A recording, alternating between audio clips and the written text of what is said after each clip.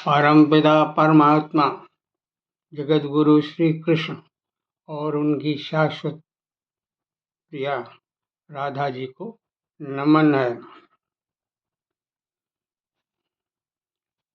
अयोध्या के आचार्य जगत गुरु श्री राघवाचार्य के प्रवचन के अंशों को हमने सत्संग सुधा में सम्मिलित किया।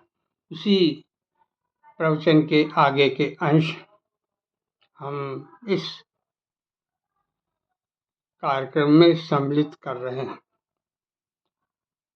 ये स्पष्ट किया गया कि पवित्र करने की शक्ति केवल भगवान नारायण श्री हरि में है।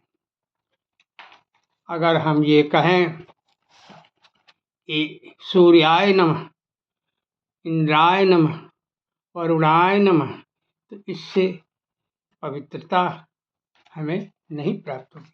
पवित्र करने की क्षमता शक्ति परम पुरुष नारायण में है। इसी क्रम में किसी अनुष्ठान आज के पूर्व जो संकल्प लिया जाता है, उसमें सबसे पहले हम भगवान विष्णु का नाम लेते हैं। उसमें कहते हैं हम ओम विष्णुर्विष्णुर्विष्णु ओम नमः परमात्मने श्री पुराण पुरुषोत्तमस्य श्री विष्णुराज्ञया प्रवर्तमानस्याद्यः। मतलब कि ये पूरा विश्व विष्णु की आज्ञा से निर्मित हुआ है और उसका संचालन हो रहा है। तो इस प्रकार विष्णु की महत्ता परम तत्व के रूप में हम जो संकल्प करते हैं किसी अनुष्ठान के लिए, उसमें भी बताया गया है। अनुष्ठान पूरा हो गया, फिर भी ये संभावना रहती है कि कोई न कोई कमी इसमें अवश्य होगी।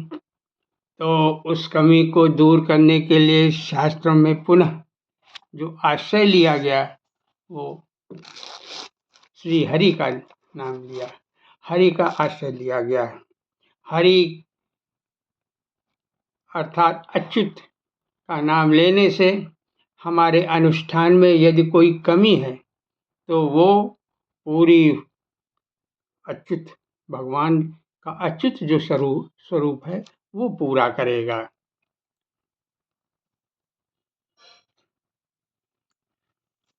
सारे कर्मों के विधानों में ये भगवान की महिमा का वर्णन है। भगवान के स्वरूप का उपनिषद में भी वर्णन किया गया है। पहले तो ऐसे ही बताया कि जिससे सृष्टि उत्पन्न हुई, जो सृष्टि का पालन करता है, जो सृष्टि को समाप्त करता है, वही परमात्मा है, वही पुरुष है। जो आदि में रहता है और अंत में रहता है, वही परमात्मा है। किंतु वो भगवान कैसा है, उसका स्वरूप क्या है? जब ये प्रश्न उठा तो इसको पुरुष सूक्त में स्पष्ट किया गया है। पुरुष सूक्त में कहा गया कि पुरुषम एवेदं सर्वं यद्भूतं यच्च भव्यं उतामृतत्व शेषाणुं यदन्ये तिरोहति। बाद में स्पष्ट किया गया कि जो श्री लक्ष्मी के पति हैं और श्री के जो पति हैं, भूमि के स्वामी हैं, वही सत्य चित आनंद स्वरूप परमात्मा हैं। स्मृति में भी कहा गया कि नार माने जल, अयन माने जो रहने का स्थान या शयन करने की जगह है, उसको अयन कहते हैं।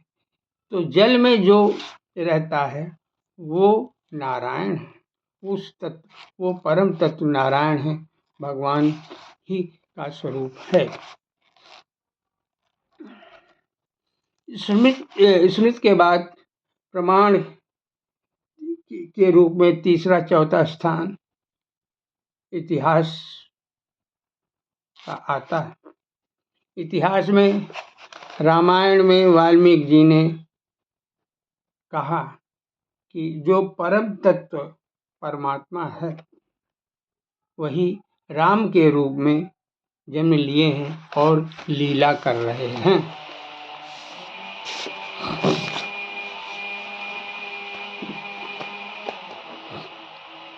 महाभारत में भी वेद व्यास महाराज जी ने हरि को ही परम तत्व बताया। सभी सात्विक पुराणों में भी परम तत्व हरि के रूप में स्थापित किया गया है। हरि को परम तत्व के रूप में स्थापित किया गया है। इस प्रकार वेद से लेके पुराण तक सभी मतों की समीक्षा करने पर यह निष्कर्ष निकलता है कि एकमात्र परम तत्व भगवान नारायण हैं। वे ही राम, कभी राम के रूप में कभी कृष्ण के रूप में अवतार लेकर के विविध लीला करते हैं, अपने भक्तों का मंगल करते हैं, पापियों का नाश करते हैं।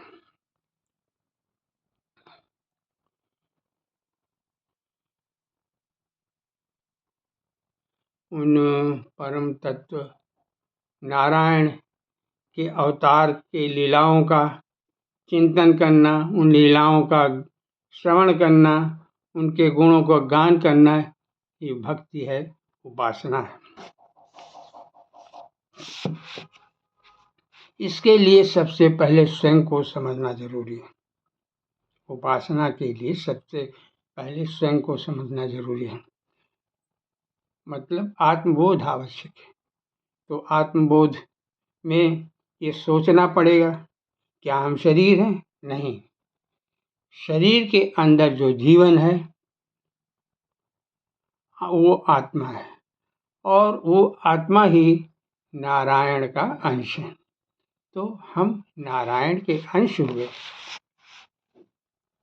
नारायण के अंश होने का प्रमाण मनुष्य के शरीर में स्थित है। केवल मनुष्य की उंगलियों के ऊपर के पोर में शंख चक्र आदि के चिन्ह मिलेंगे। मनुष्य के अलावा किसी अन्य प्राणी के में ये चीज देखने को नहीं मिलेगी। तो स्पष्ट है कि हम उन्हीं नारायण के अंश हैं। ज्योतिष शास्त्र भी यही कहता है कि उंगलियों के ऊपरी पोर शंख चक्र के चिन्ह हैं, क्योंकि हम चक्र प्राणी के अंश हैं। और भगवान श्री कृष्ण ने गीता में स्पष्ट कहा, ममैवांशे जीवलोके जीवभूतो सनातनः। मैं जीव का सनातन अंशी हूँ और जीव मेरा अंश है। और ये इस चीज का ज्ञान ही आत्मबोध कहलाता है।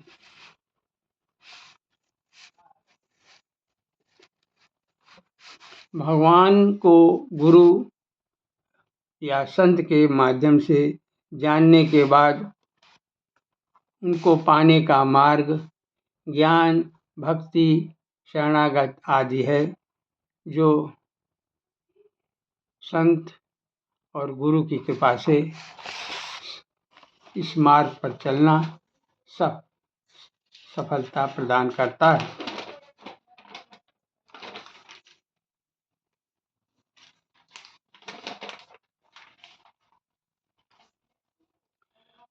भगवान की ओर उन्मुख होने में बाधक मोह और अज्ञानता है। ये मोह और अज्ञानता कैसे दूर होंगे? इसी को दूर करने के लिए, इसको दूर करने का माध्यम सत्संग है।